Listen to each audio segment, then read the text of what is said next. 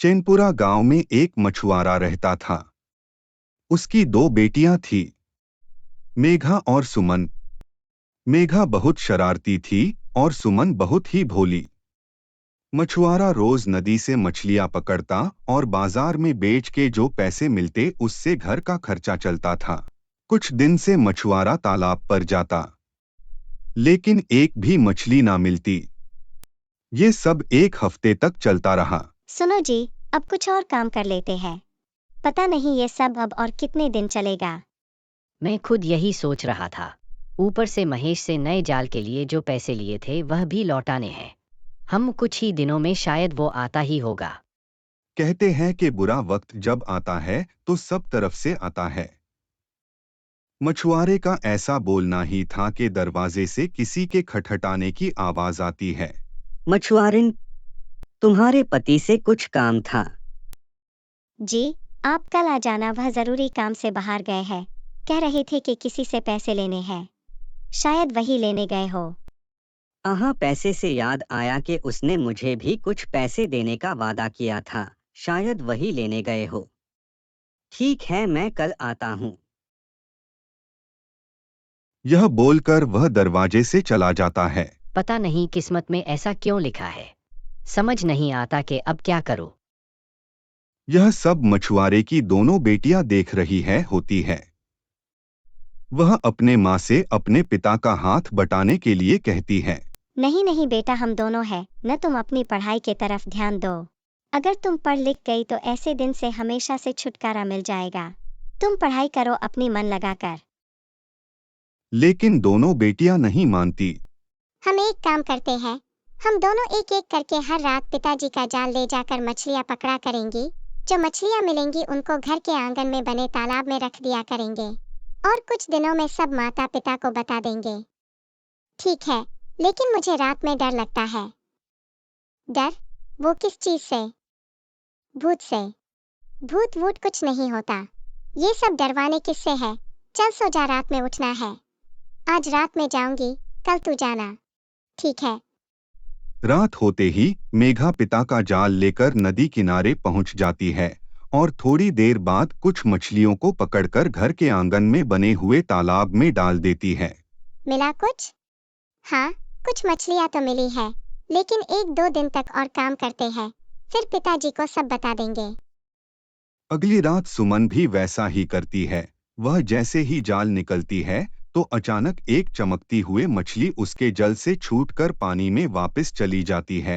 वह डर के मारे घर जाती है और ये सब अपनी बहन मेघा को बताती है।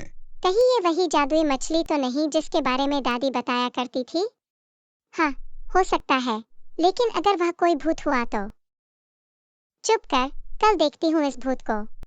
अगली रात वह जैसे ही जाल डालती है, वही चमकती हुई चीज उसके जाल में फंस जाती है। मेघा उसको जब पकड़ती है तो वह एक सुनहरे रंग की मछली होती है, जिसका पूरा शरीर सोने के सामान चमकदार होता है। मुझे छोड़ दो नेक दिल लड़की, मुझे मालूम है तुम अपने पिता की सहायता करना चाहती हो, इसलिए तुम दोनों बहनें रात में आकर जाल लगाती हो। तुम जो भी मांगो मैं तुम्हें दे दूंगी, बस तुम मुझे छोड़ दो। मेघा मछली को छोड़ देती है और मछली घर के आंगन का तालाब मछलियों से भर देती है। अगले दिन मेघा और सुमन अपने माता पिता को सब बताते हैं और उसके पिता आंगन में रखी सारी मछलियों को बाजार में बेच देते हैं और महेश को उसको पैसे ब्याज समेत लौटा देते हैं। अगले दिन जब दोनों बहनें उस मछली का धन्यवाद करने वह जाती है तो मछली रोते हुए बताती है कि ये सब जो हो रहा है उसका जिम्मेदार उस पहाड़ी पर बैठी डायन है।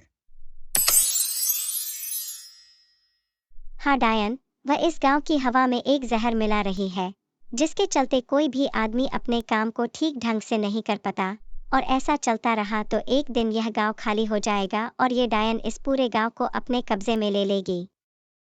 तुम फिक्र मत करो, मैं आज ये भी खत्म कर दूंगी। जिस दिन ये गांव खाली हुआ, उस दिन मेरी शक्तियां और भी ताकतवर हो जाएगी। फिक्र मत करो, तुम ऐसा नहीं कर पाओगी। मैं कल सुबह ही तुम्हें सरपंच के सामने ले जाऊंगी। सरपंच।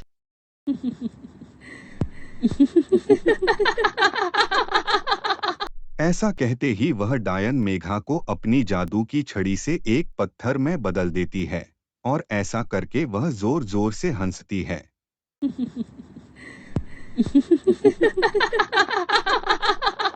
ये और मसूर की दाल आए मुझे पकड़ने।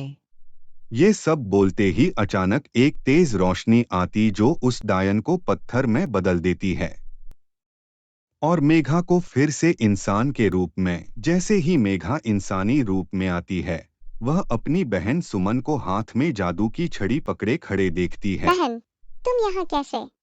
दीदी अपने ही तो कहा था कि भूत वूत कुछ नहीं होता, इसलिए मैं भी थोड़ी देर में आपके पीछे पीछे आ गई थी। मेघा और सुमन उस पूरी जगह को जला देते हैं और जादू की छड़ी उस मछली को दे देते हैं। तुम इस छड़ी को संभल कर रखना, जरूरत पड़ने पर हम इसका इस्तेमाल करेंगे। तो देखा अपने ताकत का अगर ठीक ढंग से इस्तेमाल किया जाए तो वह सदा के लिए आपके पास ही रहती है। अपने सुझाव नीचे कमेंट सेक्शन में जरूर करें और लाइक भी जरूर करें। फिर मिलेंगे एक और नई कहानी के साथ।